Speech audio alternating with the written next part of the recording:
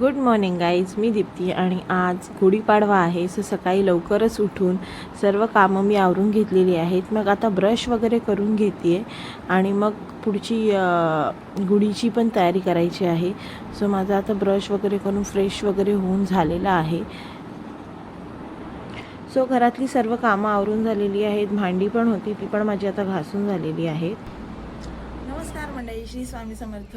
Good morning आणि तुम्हाला सर्वांना सर्वप्रथम गुढीपाडव्याच्या खूप खूप खूप खूप शुभेच्छा. सो गुरुवार आहे आणि त्याचप्रमाणे आज खूप शुभ दिवस आहे, कारण की आज नवीन वर्षाची सुरुवात आहे.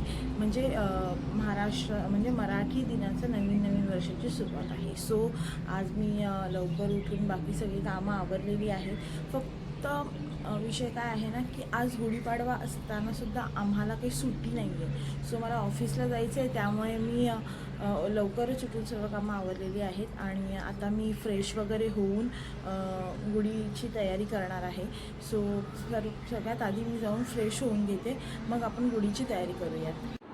सो फायनली मी आता आंघोळ करून आलेली आहे, फ्रेश वगैरे होऊन मी आलेली आहे. डिरेक्टली साडी याच्यासाठी घातली कारण की मला ऑफिसला जायचं आहे आणि ऑफिसला जाण्यासाठी मी फटाफट आत्ताच रेडी होते. सो हे जे सिरम आहे ते मी माझ्या स्किनवर अप्लाय करते. सिरम मी कुठलाही मेकअप करण्याच्या आधी अप्लाय करते. इवन रात्री झोपतानासुद्धा मी सिरम माझ्या स्किनवर लावते. त्यानंतर हे मॉइश्चरायझर आहे. ऑब्वियस मॉइश्चरायझर सर्वांनीच यूज करायला पाहिजे आणि म्हणजे आपली स्किन एकदम हायड्रेटेड राहते मॉइश्चरायझर आपण यूज केला तर.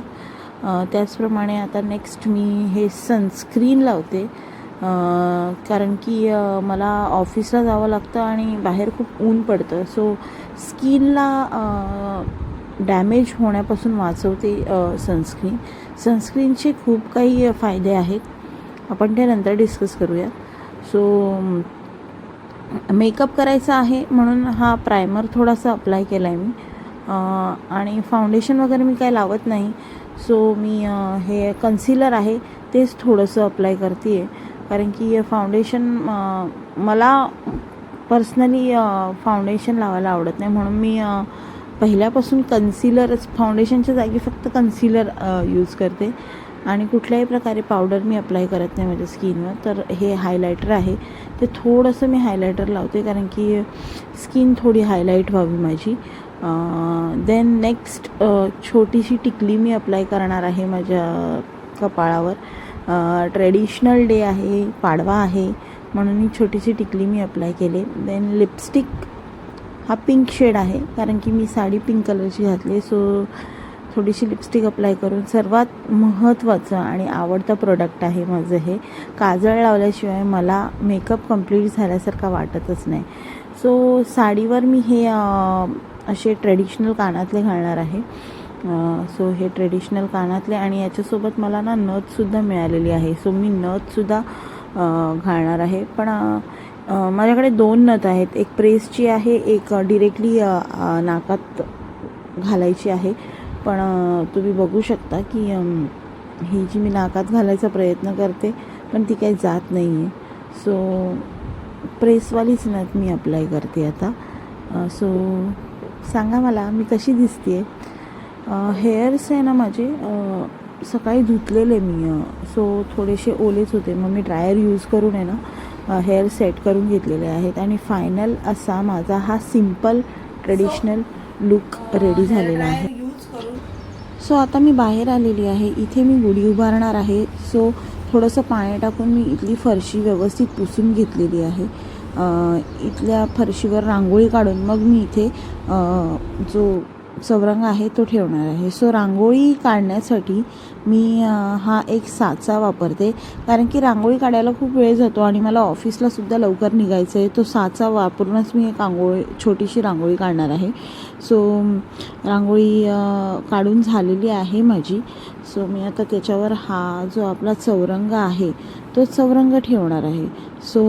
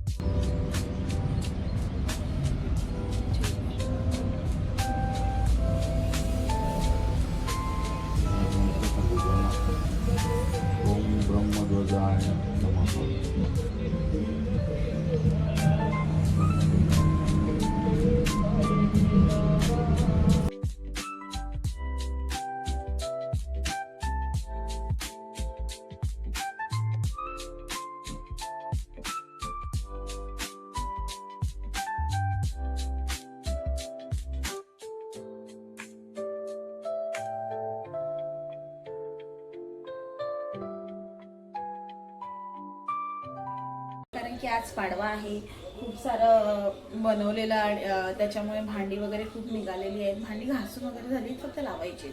सो मला असं वाटलं की पाडव्याबद्दल आपण थोडंसं बोललं पाहिजे की आज पाडवा आहे आणि पाडव्याचं महत्त्व आपल्याला माहिती, म्हणजे एक मराठी माणूस म्हणून आपल्याला महत्त्व माहिती असणं गरजेचं आहे. तर पाडवा म्हणजे काय, गुढीपाडवा म्हणजे काय? चैत्र प्रतिपदा या दिवसाला महाराष्ट्रात गुढीपाडवा असं म्हटलं जातं. जे वर्षाचे जे 4 महत्त्वाचे मुहूर्त आहेत, त्या मुहूर्तामध्ये गुढीपाडवा हा मुहूर्त येतो. आणि ह्या दिवशी लोक नवीन कार्याला सुरुवात करतात. गाडी वगैरे घेणं किंवा सोनं घेणं किंवा कुठल्याही प्रकारच्या नवीन वस्तू आहेत त्या तुम्ही या दिवशी घेऊ शकता. हिंदू कालगणनेनुसार वर्षातील पहिल्या महिन्यातील पहिल्या दिवसाला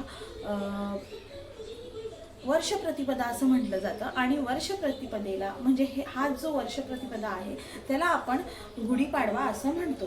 ह्याच दिवशी म्हणजे वसंत ऋतूला सुरुवात होते. सर्वीकडे हिरवळ फुलं वगैरे बघायला मिळतात आपल्याला वसंत ऋतूमध्ये.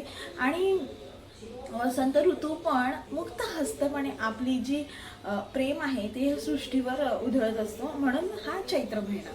सो चैत्र ह्या शब्दाचा अर्थ आपल्याला माहिती आहे का? पहिला तर चैत्र या शब्दाचा अर्थ आपल्याला माहिती असणं खूप गरजेचं आहे. चैत्र म्हणजे काय? चैत्र हा एक संस्कृत शब्द आहे आणि चैत्र म्हणजे सुंदर, म्हणजे संस्कृत शब्द आहे. चैत्र म्हणजे सुंदर. वसंत ऋतूला सुरुवात होते. सर्वीकडे हिरवळ आणि फुलं वगैरे खूप सुंदर असं वातावरण असतं.